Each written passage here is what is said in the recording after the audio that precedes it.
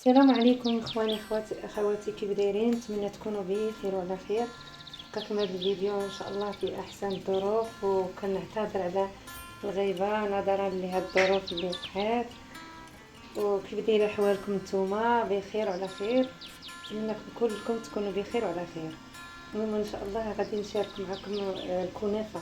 كنت بغا نشارك معكم الفيديو كامل كيفاش العجينه ديالها كتحضر، وانما صافي قلت انا شريتها واجده، بحال اللي ما دارش ما توفراش ليه الامكانيه في سميتو يشريها هكا واجده. راه ولات تتباع عند اللي كيبيعوا اللوازم ديال الحلويات، راه عندهم.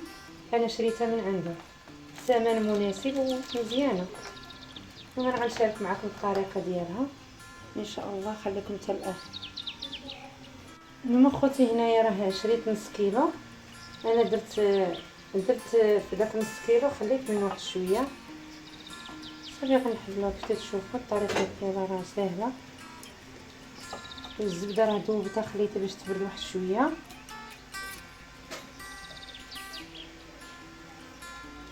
الا بغيتو ما تعطلوش فيها بحال هكا تبقاو تفكوا، ديروها في الفريغو. ديروها في الفريغو تجيكم ساهله تتولي تقرب. انا نسيت ما درتهاش، وغنعطيها خاطري باش نحلها بخويا. باش ندير الزبده.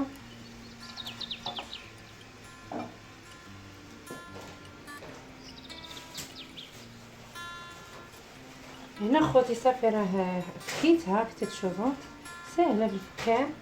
هنا غادي ندوب الزبده مارغرين. انا درت نص فيها، نص ديال الزبده تشوفوا.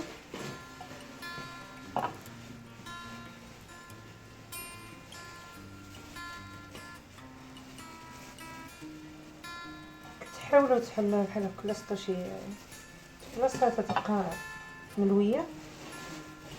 صافي هنا جبت عندي هاد الليمون اخوتي اللي صغار ديال المادليد، هما فاش غادي نديرهم هنايا. هاد الكنافه غادي نعمر هاد ديال المادليد. هنا خوتي راه عمرت هاد الليمون. دابا غنجيب واحد الكاس وغنبرك به باش نفينيها، حيت هي هاد الكنافه راه ديال الكركاع. سمحوا لي على الصوت ديالي، راه ما شويه قراصتي ضاريني كنهضر بشويه. المهم هنا كيف تشوفوا غنفينيها هكا باش نصيب فين نحط الكركاع. اللي عنده البيست حاجه يديرها، واخا راه شويه ديال الثمن، ولكن اللي عندنا نقضيو به. هذا الشكل هذا كنفينيوه هكا. صافي كنجيبو شويه الكركاع رانا هرمشته من قبل، غادي نحطوه هنايا. ومن بعد غادي نعاود غادي نحط الكنافه باش نغطيها بالكركاع. حيت داك الكركاع خصو يجي الوسط. تشوفوا دابا انا راه درت الكركاع، دابا غنعاود نحط الكنافه.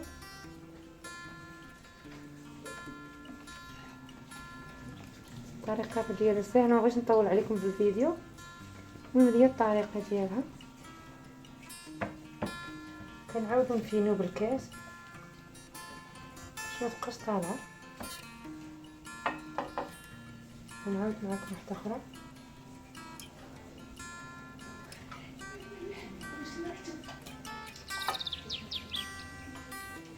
باش ما يبقاش تبقى طالعه خصها تفينه.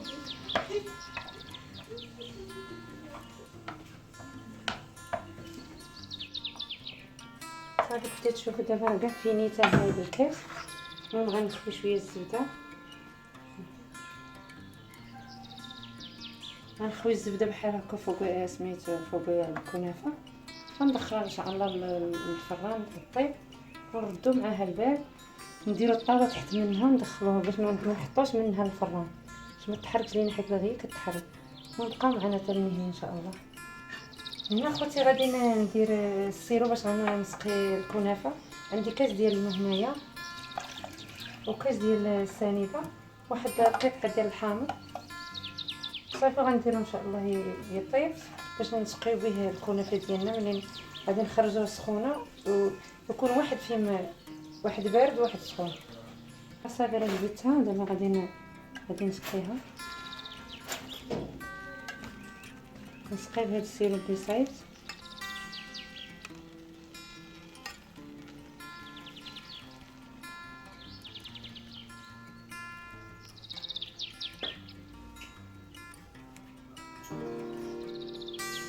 وهنا خوتي راه لحقنا لنهايه الفيديو. كنتو تشوفوا الكنافه ديالنا هي هذه، الشكل ديالها هو هذا. نتمنىكم ان شاء الله نتوما تجربوها. كنت بغيت نجرب الطريقه ان شاء الله في الفيديو الجاي ان شاء الله. غنجرب معكم الطريقه باش كتصاوبوا الكنافه في الدار. المهم هنا هذا هو الشكل ديالها، حيت عمرناها بالكركاع وزيناها بالكركاع. وديروا البيستاج ولا داكشي اللي عندكم باش ملي عمرتو تزينوا فيه من الفوق تيبقى مزيان شويه. المهم هذا هو الشكل ديالها. قلت انا دابا نديرها بغيت نشارك معكم هذا هو الشكل ديالها. نتمنى تعجبكم. اذا عجبكم الفيديو ما تنساونيش اخواتي، وكنشكركم على حسن